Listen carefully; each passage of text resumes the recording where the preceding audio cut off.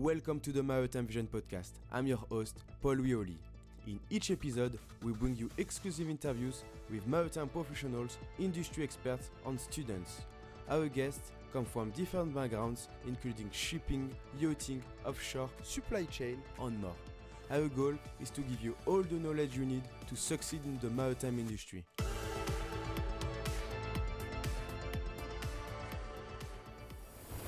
Hello everyone, welcome back to a new podcast episode.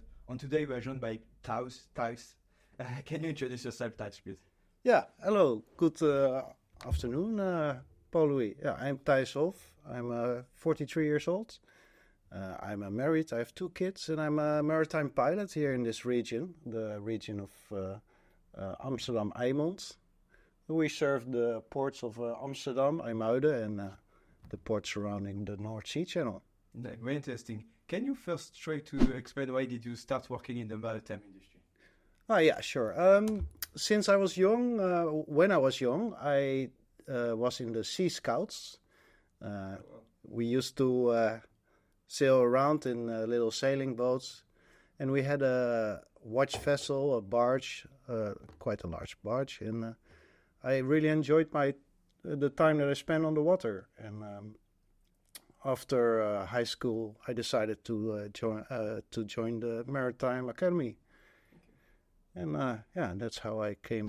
Okay, interesting. And how it works actually, the few process to become a maritime pilot. Mm-hmm. You start to be to work at sea, like as a seafarer, then cadet, maybe officer. How it works? Yeah, exactly. You start at the Maritime Academy, and then you start as a cadet. You have a training period, and then you work your way up the ranks.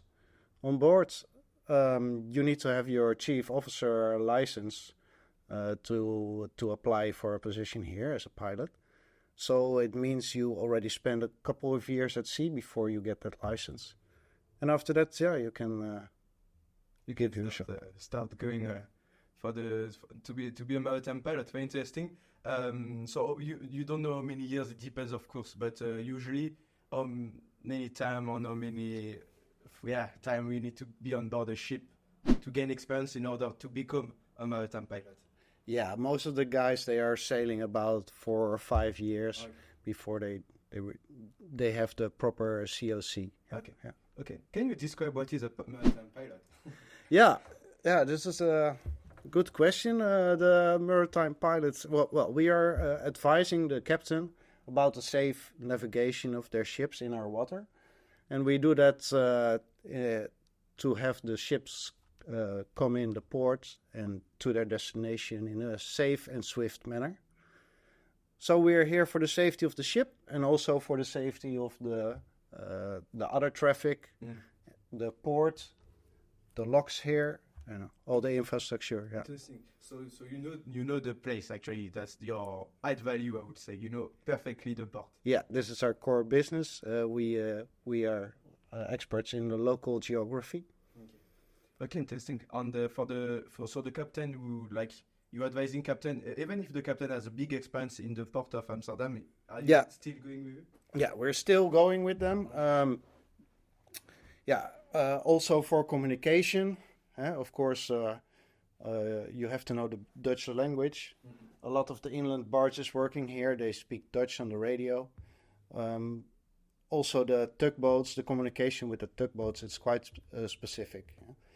Captains that come here a lot, they until a certain length of the vessel, they can also apply for a pilot exemption. So they can do it themselves, but they have to do an examination. Okay, quite interesting. What is the particularity of the port of Amsterdam in comparison with other ports? I mean, you have very dangerous place, very shallow, very not deep part of we need to take care of. For some places, you need to take the water depth into account. We also have currents on the North Sea. When you enter the breakwater, you will be passing a barrier of current, so to say. We can see here behind us the locks of Amsterdam that we need to pass, which is also quite specific. in the locks there are certain currents. Amsterdam is far away from here, from Heimweden? Let's say about 50 minutes sailing. Once you're on the canal. 15. 50, 50. 50, Yeah, okay. yeah. Once you're on the canal. Okay. Yeah. When we go on board of the ship, usually it's about around 3.5 hours to the destination until the ship is safely moored. Okay. Okay, interesting. So you told us a little bit about the process to become a maritime pilot. Do we have any exams like a selection process or not? You will pass first a assessment, as I say, and a sailing test. Of course, your papers need to be in order. Like I said, you need to have a COC certificate of competence for chief officer, and you need your Marcom A certificates and a BRM certificate, Bridge Research Management certificate. And after that, you will follow a training, which takes about 1 year, a little bit over 1 year. Okay. If you pass everything successfully, you can be a pilot. Nice. Okay, very interesting. So many pilots do we have in the Netherlands? A little bit over 400, around 450. Okay. Here in the region, there are 66 pilots. Okay. Quite interesting. Let's talk now more about your day today. How it looks like a day as a maritime pilot when you wake up. Yeah. So we work in a 1 week on, 1 week off schedule. So 1 week we are working, and then we are on call 24 hours. So they can call us anytime, night or day. Okay. Usually they call me about 1.5 hours in advance. So 1.5 hours before I have to board a trip, I will get a phone call from our planning department. We take a taxi to the ship, and we sail the vessel out. Usually I will get what we call a combination, another ship going in. And then after maximum 12 hours, we're going back home. Okay. When we get home, we get 9 hours rest. Or actually 1 hour to get home and 8 hours rest. And after those 8 hours, they can call again, depending on the traffic. Okay. So when they call you can be at home or you can be on the station? Usually, at home. At home, you can be at home and you need to travel to the... Okay. Yeah, so I go home every day, after work. Nice. Very nice. In terms of traffic, if you have a lot of traffic, sometimes how many ships can you handle a day? On average, it's hard to say how many. So the maximum amount of ships I did in 1 day was 6. Oh, wow. Yeah, and then very short trips, here to the port of Amuiden. It's just then it will not take so long. But usually we do 1 inbound, 1 outbound. We go home until we're called for another time. Okay. Yeah. Okay, so it's actually according to traffic. Yeah. And you can walk from everywhere. I mean, as soon as you are not so far from the port, it's okay. Yeah. Do you need to live like close to the port? Do you have this kind of limitation of your home, or if you want to live in Rotterdam, you can live, Well, like you need to be here at the station 1.5 hours. So when they call you, but there's a certain range where if you live within this range, you will be picked up by taxi. Okay. So. Okay. Interesting. That's very interesting. And let's talk more technically about the pilot process. Is the captain taking care of all the command of the vessel, or sometimes you can take the lead on board the ship? Yeah. So we are primarily an advisor, and the captain stays responsible, but sometimes we will act as a traffic participant. We will do the navigation. Some captains like to sail themselves, like to steer themselves, and sometimes we will do everything. When the ship is helped by tugboats, generally we will do the navigation. Okay. Yeah. Okay. And the tugboat, it's one of your colleagues. It's not another station, another. No, it's not one of my colleagues. It's another company, but we work very closely together, of course, on a day-to-day basis. So. Okay. Let's talk about pilots. Not in every cases you need a pilot. When and why? Sometimes you need a tugboat. A pilot boat. The larger ships that pass the locks here, they generally always take a tugboat. It actually depends on the type of propulsion. Ships with a fixed propeller usually take a tugboat. The direct shaft. So. Yes, exactly. Yeah, yeah. Ships with a controllable pitch propeller usually don't have to take a tugboat. Okay. Yeah. But if they want, they can. If they want, they can. Yeah, yeah. And if the wind is strong or if the weather conditions are such that it's better to take a tugboat. Okay. Is it mandatory or it's a choice of the captain to take a sailboat? Usually, it's the pilot and the captain discuss it. Yeah. Yeah. Okay. It's always the decision of the captain. Okay. But usually, if the pilot advises to take a tug, the captain will oblige. Yeah. Of course. Okay, interesting. So what is it? What is the role of the tugboats in different scenarios? Sometimes is it to help the ship to cross the for example the river, the port? What are the different type of help tugboat can provide? Yeah. So the locks on the background here, they are really typical for Amsterdam. Like I said, ships with the fixed propeller, they take a tug, and the tug mostly is used as a brake. Okay. Oh, a brake. Yes, as a brake. A ship needs some water on the rudder to be able to turn. Yeah, so it's better to have your engine running a little bit. Yeah, and it actually works for a little boat as well. Yeah, of course. Boat, you need speed. You need speed. Yeah. Okay. Yeah. Okay. So if you have a tug, you can have your engine running ahead. Yeah. You can use your rudder and still have a little bit braking power. Okay. And also a ship with a fixed propeller, if it needs to go astern, it needs to stop the engine and start the engine again in a stern mode. Oh, yes. Okay. If that doesn't happen for whatever reason, it's also essential to have a tug, yeah? Okay, yeah. In this case, yes. But is the tug is able to stop a ship, like big ship, without any engine propulsion, or even without it's still not safe enough because the ship is very huge, and even tugboat sometimes? Of course, yeah. Yeah, it's possible, but it's still like the bigger ships that we have here. You can see here on the opposite side. These are bulkers. Yeah. Oh yeah. Yeah, they have a draft sometimes up to 16 meters, and a tugboat will not be able to stop a ship on the dime. Yeah, you really need time to slow down to reduce speed. Yeah? How many times do you need to reduce speed if you are like, for example, what is the approach speed at the port, like 10 knots?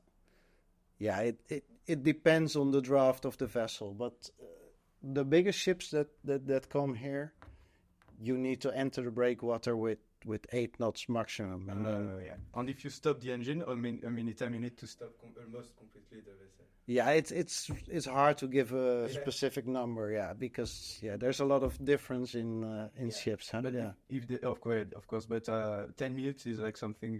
It's less. Oh, sometimes more. Yeah. Wow, okay.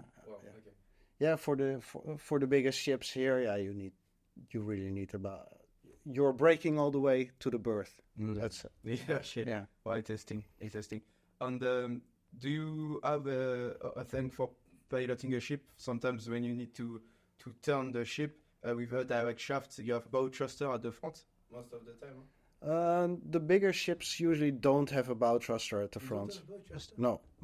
Only direct shaft. Yes. The biggest ships they usually don't have a bow thruster. Why? Because it's not powerful enough to have bow thruster. Exact. Yeah. But if they don't have bow thruster, they need pilot in every situation. I mean, tugboat for. Yes. Yeah, definitely. Yeah, definitely. Okay. Anyway, every ship larger than 75 meters here in this region needs a pilot, unless they have a pilot exemption. Okay. Yeah. Okay. And sometimes you see this kind of videos on social media of ships. When the wind is a lateral wind, and sometimes the ship is coming to the berth, but very quickly, and nothing can stop the ship. So, do you have any procedure like solutions to avoid this problem? Well, planning in advance, I would say. Tugboats, yeah, and still in emergency situations, you can also always drop an anchor. We use an anchor actually sometimes also for maneuvering. Oh, it works. Can you explain? It's interesting. Yeah, so this will be done also with wind or smaller ships that don't have a bow thruster or maybe a malfunctioning bow thruster. You could drop your anchor with just a small amount of chain. Let's say 1.5 shekel. Yeah, let's say about 30 meters of chain. In that case, your anchor will be a little bit dragging on the bottom. You can still give some ahead propulsion.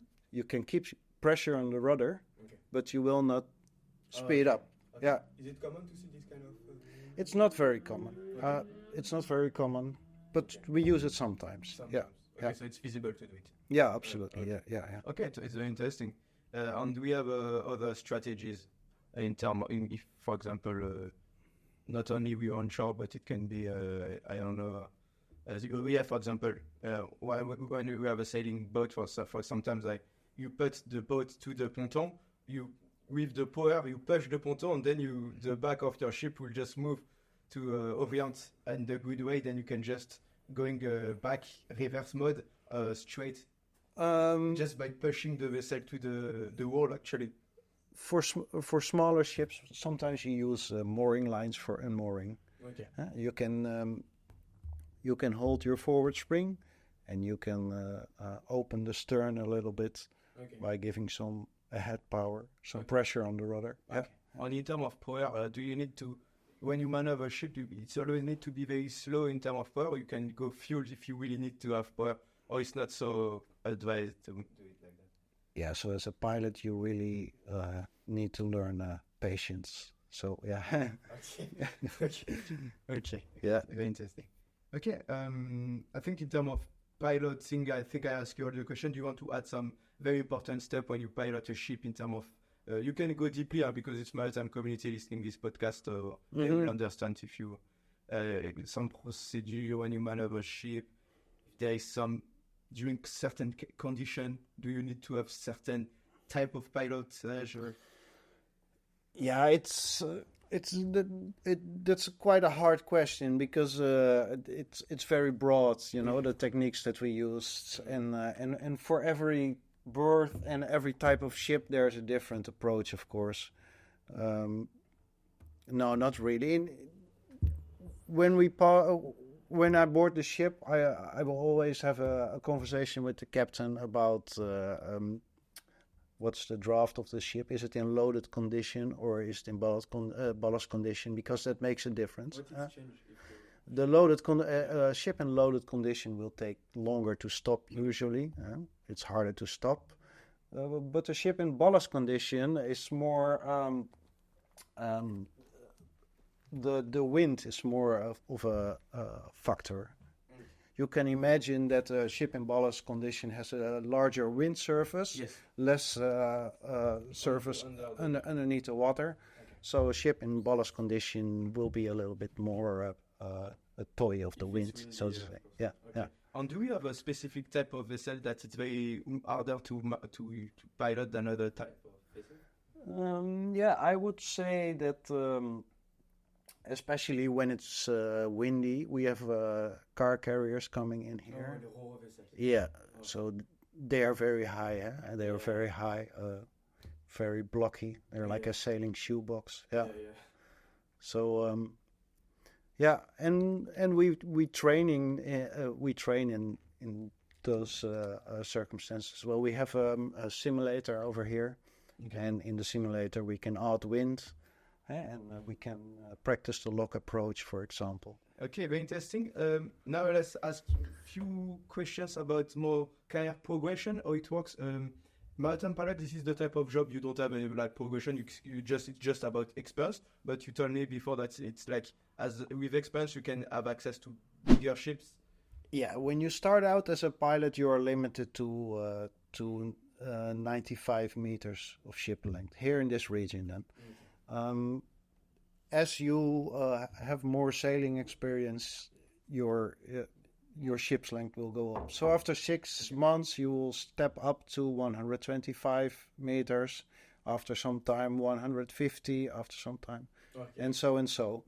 And in between, sometimes we get some training sessions on the simulator, and some training sessions regarding additional rules that those ships might have to follow. Okay. Yeah. And about the stakeholders of port authorities, who are you calling and working with closely? So of course with the captains, we are in communication with the traffic center here. Actually, there's a maritime pilot at all times on the traffic tower over here. Yeah. We work closely together with the tugboats, of course, the lock services, and the linesmen. Okay. Yeah. Okay. So it's quite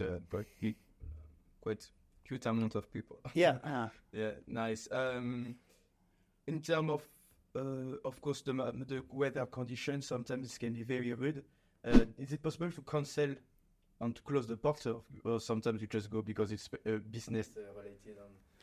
Yeah, a good question. Yeah, in theory, the port is always open, but there are certain limits for the locks, with a certain amount of wind coming from the south or the north. So let's say from the side, then it's not possible anymore to use the locks. It's not allowed anymore to use the locks.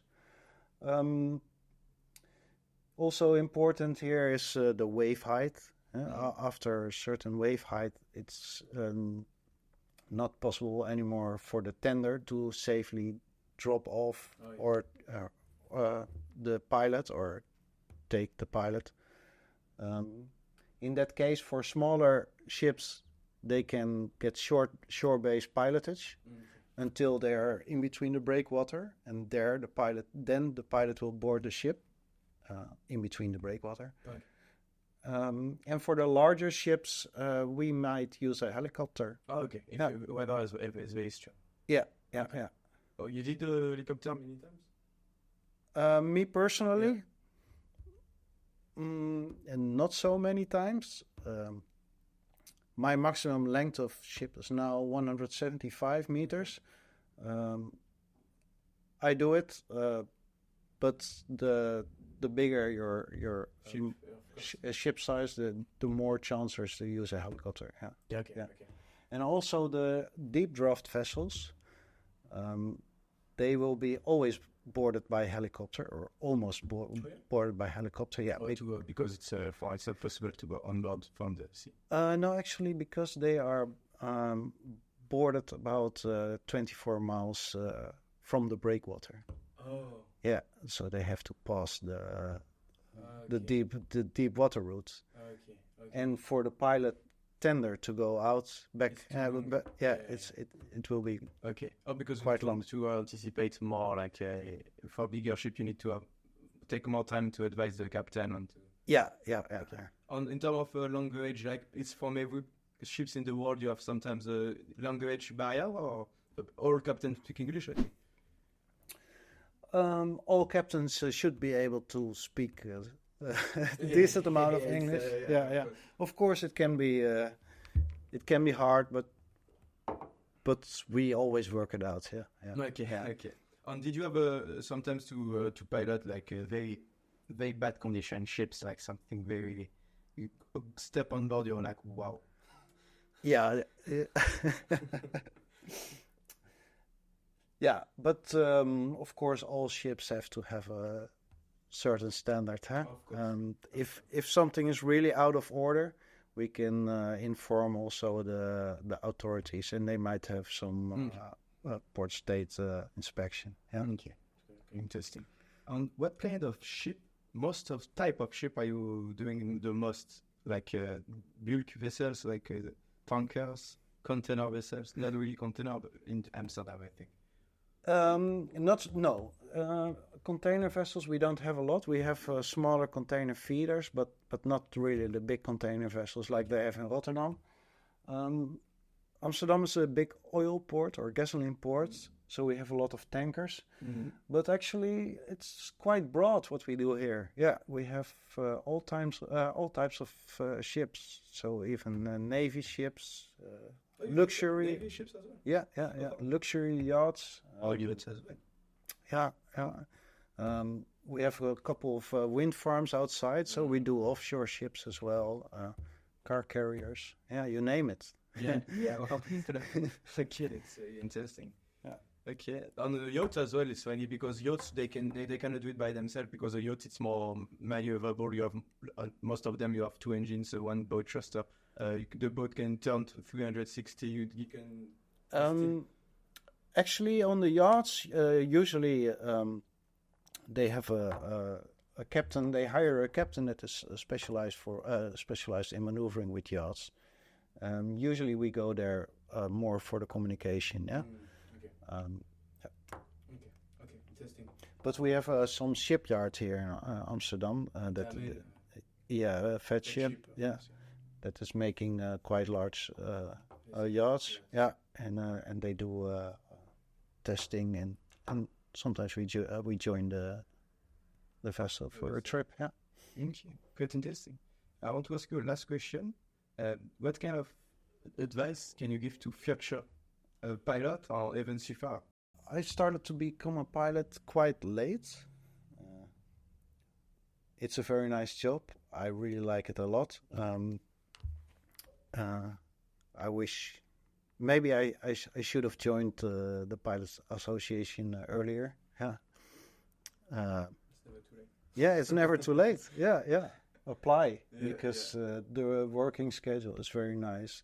It's a fantastic job. There's a lot of variety, a lot of different ships, and Ship That's the best job because you. I think so. Yeah. You're not on board the same ship. You change them. Yeah. Wow. Okay. What? Just last question. What are the most, not favorite, but yes, like incredible ship did you pilot?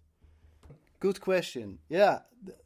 Well, there's a lot of nice ships that we have. We have sometimes I really like piloting the passenger vessels that are going to the city center. They pass Central Station. It's just you're quite high up, of course, so you have a nice view over the city. The cruise ship, you mean? Yes, the cruise ships. Yeah. Every ship has its charm. It's nice to do coasters where you do most of the work. Sometimes you have captains and you really click and you have a nice conversation on board. Few weeks ago, I did some French warships. They were not so long. They were quite small. I think around 40 meters. But there were 3 of them, and I was the pilot on the first, and I also guided the 2 behind. Okay. So yeah, that's also a nice challenge. Yeah, I think it's hard to say what's my favorite. Yeah. Okay. Yeah. Okay. Well, thank you for this podcast. Yeah. Thank you. Very insightful. Thank you for listening and watching this episode. We are looking forward to bring you more insights from maritime professionals, experts, and students. Do not hesitate to follow the podcast on Apple Podcasts, Spotify, and YouTube. Your support means a lot to us and helps us to bring you more content.